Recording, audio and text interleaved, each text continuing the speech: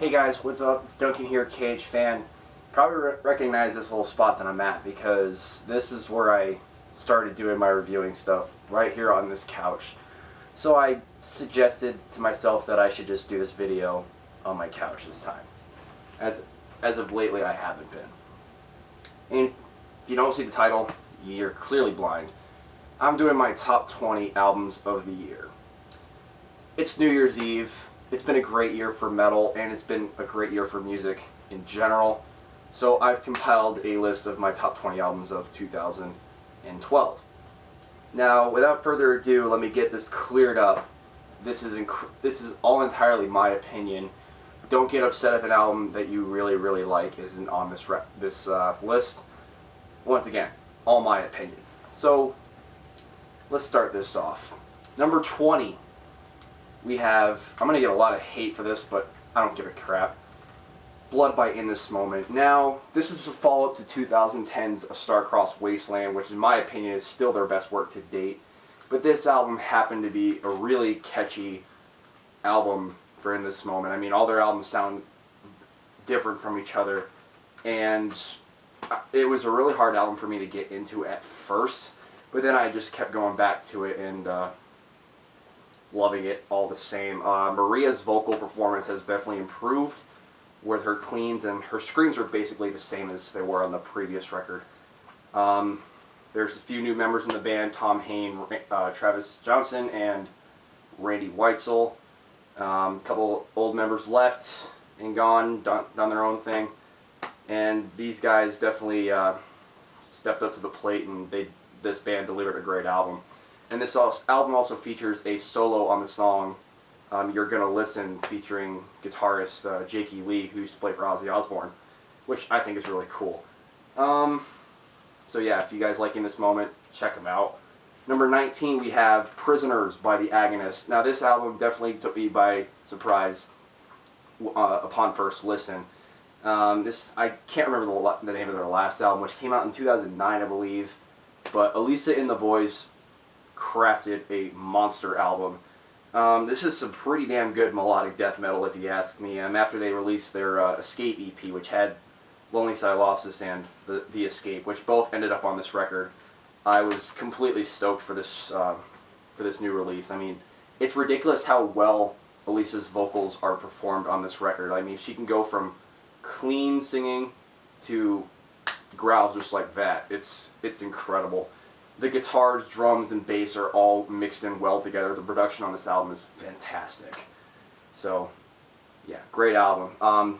Number 18 is a black metal album, and that is Retir by Enslaved. Now, this album was kind of an introduction to Enslaved for me.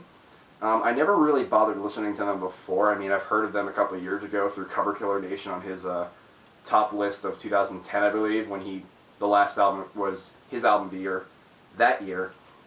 So I checked this album out, and after I heard the song Thoughts Like Hammers, I was completely blown away. I mean, the vocals, when it comes to the black metal screaming, it sounds like traditional black metal screaming, in my opinion. And then some of the clean vocals are really catchy and really well done on this record. I really love it. So, great black metal release. Next up, number 17, we have the first album I ever reviewed on this channel. And it's almost been a year since I've done it, so here it is. Lamb of God, Resolution. I didn't expect this album to even end up on my top 20, but it did. After a few more listens, I grew to love it even more than I did. This album pretty much kicked off 2012 with a bang. Randy and the boys really outdid themselves on this record. This was definitely a huge step up to their last album, Wrath, which in my opinion is their weakest album. But nonetheless, it's a great album. But this album, definitely a step up. I mean, they just get better with age, to be quite honest. Number 16, I have my list right here on my couch. So number 16, Fire from the Sky by Shadows Fall. This follow-up to 2009's Retribution, and honestly, I think this album definitely topped it. Produced by Adam D, he basically helped the band trim the fat a little bit on the songs and just made them a lot better than when they were originally. And vocally, this is probably the best sounding album. I mean, Brian Fair's vocals with his cleans and his harsh vocals are just ridiculous on this record, and some of the stuff he sings on this record is just bone-chilling, which I love. And also Matt's growls and clean singing is really outstanding on this record. Jonathan Ives' guitar playing, insane as usual. The bass, audible. Jason Bittner's drumming, insane like always. So props to Shadows Fall for putting out a pretty damn good release. Number 15 we have La Font Sauvage by Gojira. 4 years since The Way of All Flesh came out, and boy was it fucking worth the wait, because this album completely blew my mind. These guys accumulated a lot of styles, different styles of music, and blended it in to their particular style of metal, and they blended it in very well. I mean, their progressive death metal sound is just really heavy, but they just take all these elements and just make it heavy and make it sound really good. I really like this album a lot. I enjoyed it a lot more than I thought I would. So, I mean, after I heard the title track in Liquid Fire, I was really stoked. And the rest of the album just blew me away. Oh, I almost dropped this one. Number 14, we have Emerald Forest and the Blackbird by Swallow the Sun. I heard about this band through Count Blackguard and Mr. Cannibal Spork earlier this year. Didn't really bother listening to them, but then I found out they were playing on the Teutonic Terror Attack Tour with Creator and Accept. And when I saw them live, they blew me away, and I think a week after that show, I actually ended up going out and buying this record, and boy am I glad I did. I mean, after I heard the first song, Cathedral Walls, like earlier this year, I was like, okay, this is really good. Then I listened to the rest of the album, and some of my favorite songs on this album are This Cut is the Deepest, Cathedral Walls, Silent Towers, the title track, which is the beginning track in the album, and April 14th, which is actually a song about Pete Steele of Typo Negative. Rest in peace, Pete. Great album, nonetheless. If you're a fan of like doom metal or death metal, you're gonna love this album. Number 12. No, 13. Wow, I'm stupid. I can't count. I'm gonna put my list in front of me. We have Accept with Stalingrad. This album was definitely where it picks up where Blood of the Nations left off. I mean, this album is a monster. And these guys are well into their 50s and still putting out great music. I mean, after they decided to reunite and put out an album in 2010, this band has just been going strong ever since, and getting a new vocalist, Mark. He's actually from the States. I think he's from New Jersey. That's from what I've looked up or whatever. But it's a really fantastic record. He definitely filled in those shoes that Udo left behind, and honestly, he filled them in really well. I think he's better than Udo these days, now that I compare the two in the current day of vocalists. I think Mark is superior, in my opinion. Definitely a great album. Classic heavy metal. If you like it, you'll definitely love this record. Number 12, and we're actually getting number 12. We have Epicla by Devin Townsend. My God, this man can do anything. I mean, this is a great follow-up to Deconstruction and Ghost, which came out a year ago. He took the elements from both those albums and blended it in with this one. And I love how he did it. I mean, he could basically pull off any genre of music and make it sound good. Like, he could make a country album and it would be amazing. I don't like country, but I would actually listen to it if he did a country record. But I'm not counting the second disc on this, I'm just counting like the main disc, but I heard that he actually did do a country song on the second disc, so I gotta listen to that at some point. But all in all, this is a very fantastic record. If you like Devin Townsend's work, whether it be his solo work or Strapping Young Lad, you might actually like this. Definitely check it out. Number 11. This band was introduced to me this year, once again, by Count Blackguard.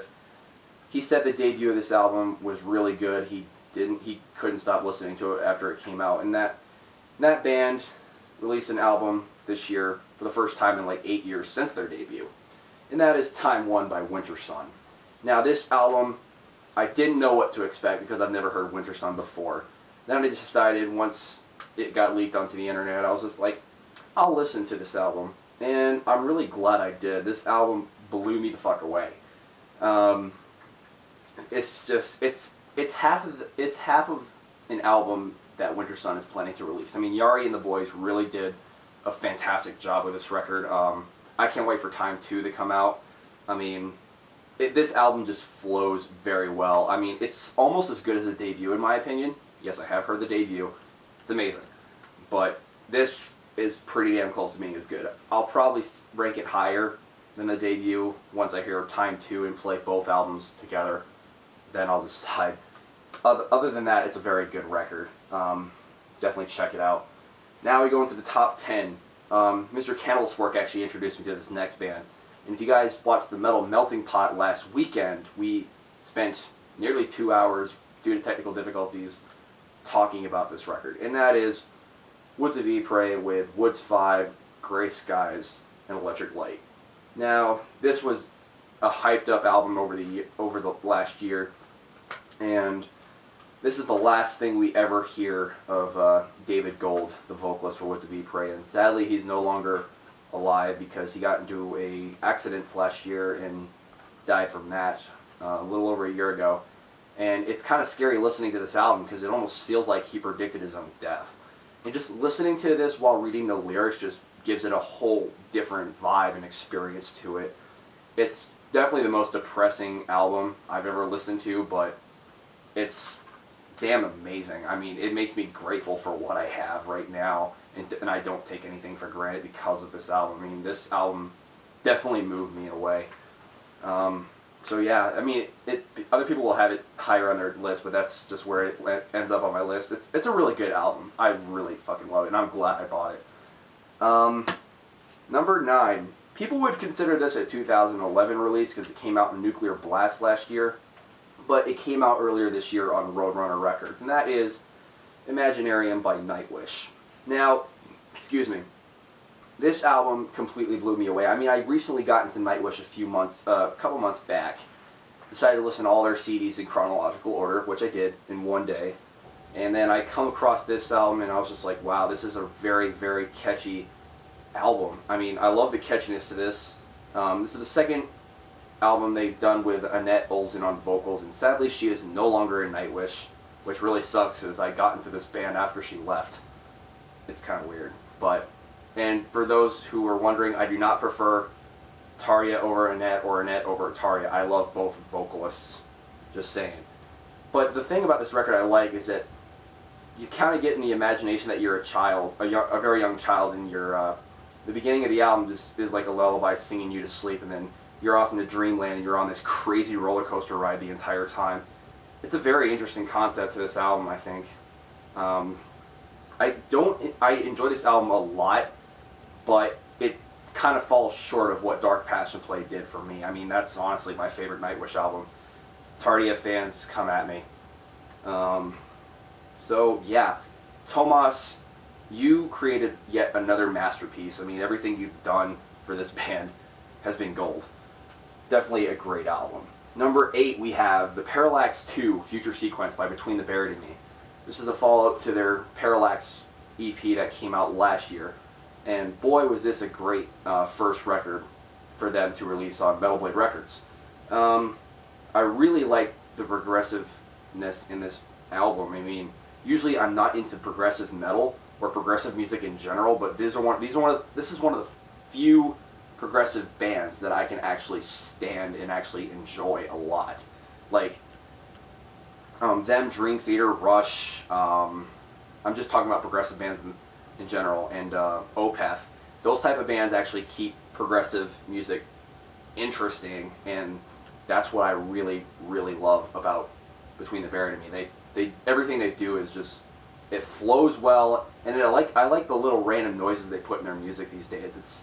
It keeps it a little interesting, and I love how intricate each of the instruments are played on this record, and of course Tommy's vocals are just ridiculously awesome. That's all I really got to say about that. So if you guys like progressive metal or progressive music in general, you should definitely check this album out.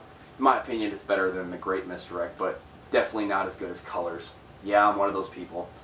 Number 7, we have Torture by Cannibal Corpse. The biggest death metal band of all time releases yet another brutal masterpiece. I mean, this band has not stopped since they started. I mean, they've been around for almost 25 years. They haven't stopped. 12 albums into their career, and they still put it out. I love the performance by everybody in this band. I mean, Corpse Grinder Fisher's vocals have not deteriorated at all since he's been in the band, since 1995, I believe. That's when he joined. And it's almost been 20 years since he's joined, and his vocals are just as good as ever. Rob Barrett and Pat O'Brien's guitar playing, their riffs on this album are just nuts. Pat O'Brien's solos are like probably the most shredding solos I've heard in Cannibal Corpse's music. Alex Webster's bass playing is some of the best bass playing I've heard in Cannibal since probably Tomb of the Mutilated, in my honest opinion, or the Wretched Spawn, both albums being insane. And of course, Paul Mazurkowicz's drumming. I mean, at the age he's at, he can do this like it's nothing. I mean, he pulls it. He can still, if he can still do it at that age, props to him, because for a guy his age, that's hard, and he just does it very well. Number 6, we have Reign Supreme by Dying Fetus. This album is the second album they've done as a 3-piece, I believe. Descended to Depravity, which came out in 2009, featuring their current drummer, Trey Williams, which was his first album. And the fact that this album, well, in my opinion, this album really was a big step up to Descended to Depravity.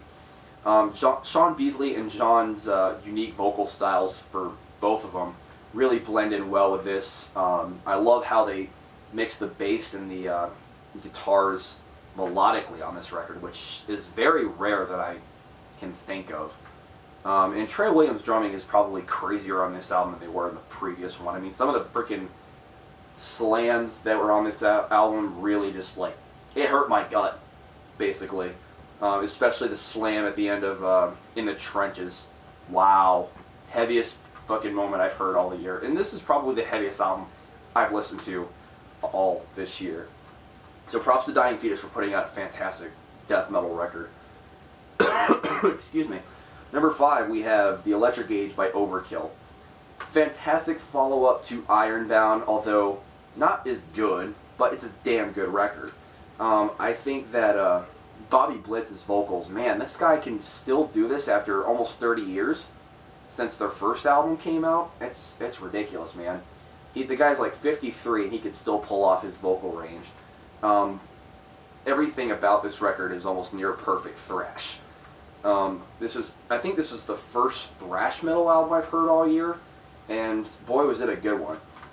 I loved every part of the instrumentals. I mean, the guitar playing that Dave does, the lead guitar playing, his solos are damn good, shred-tastic, and the grooves on this record are just really, really catchy and just make you want to bang your head, which I really love about this record. So, good job Overkill for putting out a fantastic thrash album. Next one, number 4, is another thrash album, and that is Dark Roots of Earth by Testament.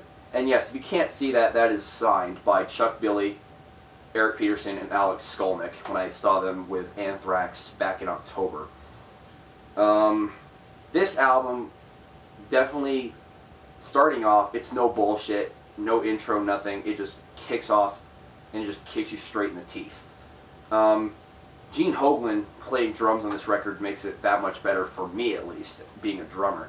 I mean, this is the second Testament record he's played on, which the other one was Demonic, which came out in '97, I believe. And it's amazing. Alex Skolnick has written some of the best guitar solos and guitar riffs on this album, along with Eric Peterson. Those two are just an unstoppable guitar duo in thrash metal, or in metal in general.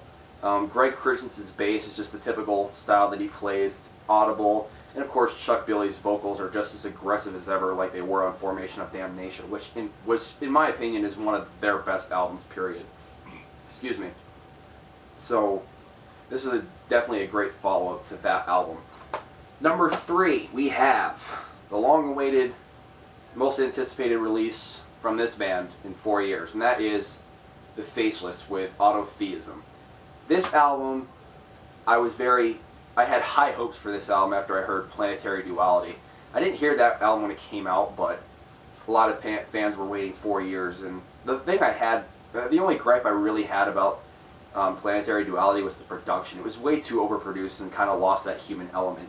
This is definitely not the case. Michael Keane did a very, very good job of to production on this record, and he wrote probably the greatest thing he's ever written, which is the 3-part Autotheist movement.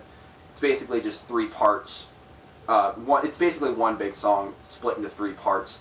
Flows very, very well. It's like once like one part comes on, I have to like say like the first part comes on shuffle, and I have to put it in order because I can't just listen to one part. I have to listen to the entire Autotheist movement. And it's definitely a lot different from what the Faceless have done. It's not like the straight up technical death metal stuff. It's a little more progressive, and I really liked Michael Keene's clean vocals on here. I mean, they kind of resemble Devin Townsend in a way. And this album actually features their new vocalist Jeff, who I don't know what band he played in before this, but he sounds exactly like their previous vocalist Derek, which shocks me even. And he pulls this album off well. I mean, yeah, this is a very good technical progressive metal album with some death metal elements and whatnot. Also featured a couple of new members. Wes is another guitar player. I don't know his last name, but he's on this record. And of course, bass master Evan Brewer is on this record. So that just makes the new Faceless album that much more enjoyable and a lot better, in my opinion. So it's definitely a step up from Planetary Duality, in my opinion. So props to Michael Keene and the guys to put out a fantastic record. Number 2, we get to Monolith of Inhumanity by Cattle Decapitation. This album, well, this band in general, I was not a fan of before, until I heard the song A Living, Breathing Piece of Defecating Meat. As soon as I heard that song, I was blown the fuck away, because I've really heard, well, the closest thing I've heard to that was probably Flesh God Apocalypse, but this is better, in my opinion. The drums on this record that David McGraw does are absolutely ridiculous. Fast double bass, the ridiculously fast blast beats, the gravity blast, I can't even speak right now. It's just played very well. The guitar and the bass is played very well. There's a couple of mini bass solos in there, I believe, and the guitars are frantic and technically played very well on this record. And of course, last but not least, Travis Ryan. His vocals on this album are absolutely disgusting. It's ridiculous how he does it. I mean, I don't know how he does it. And after listening to this album, I came to the conclusion, when it comes to the death metal vocalists these days, I think he's easily the best. So props to Cattle Decapitation for putting out probably the best death metal record of the year, for me. And if you guys haven't yet, go on bloodydisgusting.com and check out Force Gender Reassignment video. Yeah, it's awesome. And then we have the last one, number 1 on my top 20 of 2012. Phantom Antichrist by Creator. I'm sure a lot of you have seen it coming, but this album was in no shot to be album of the year. I mean, this album completely blew me away from when I heard Phantom Antichrist, and I know you've seen that review that I did when I was shitting my pants. That was just the beginning. After listening to the rest of the record, I was just like blown the fuck away. I mean, Millie Petroza wrote a freaking masterpiece with this. I think this was a lot better than Hordes of Chaos and Enemy of God combined, in my opinion. Those 2 albums were fucking fantastic.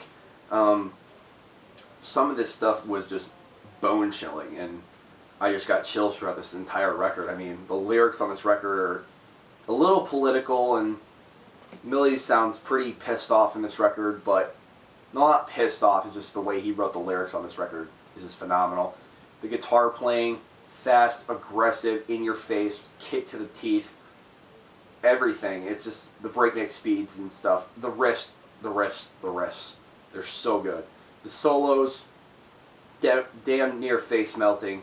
The bass is a little audible, and I really dug Venter's drumming on this. This is probably the tightest drumming I've heard for Creator, period. I mean, after how many albums that Creator's done? Like 10 or 11? I don't even know. I haven't even really counted how many albums they've done, but it's a high number. And Venter's drumming is probably the tightest I've seen out of any Creator release I've heard. And the double bass on like the songs Phantom Antichrist and United in Hate were probably some of the best. And songs like Victory Will Come just gave me chills down my spine. It was wow, it's just one of those epic albums. And From Flood into Fire, which is arguably, in my opinion, the best song that's come out this year. That song is just the chorus to that song just makes you want to freaking sing him out loud at a show when you see them. I have done that before. It is awesome. So that's basically what I got to say about the new Creator being my #1 album of 2012. And I've come to the conclusion that it's better than my album of the year from 2011, which was Born of Osiris, The Discovery. So that's all I really got to say about my top 20 list for 2012. I hope you guys really enjoyed this. Make sure to, oh, I don't know, go ahead and tell me your favorite albums of the year. In no particular order. If you want to put them in order, that's fine. But I'm interested to hear what you guys got to say about your top albums of the year. I hope you guys enjoyed watching this really long video. Thank you guys for subscribing. I'll see you guys later. So, for the last time this year, I'm going to say it. Peace out and keep it metal.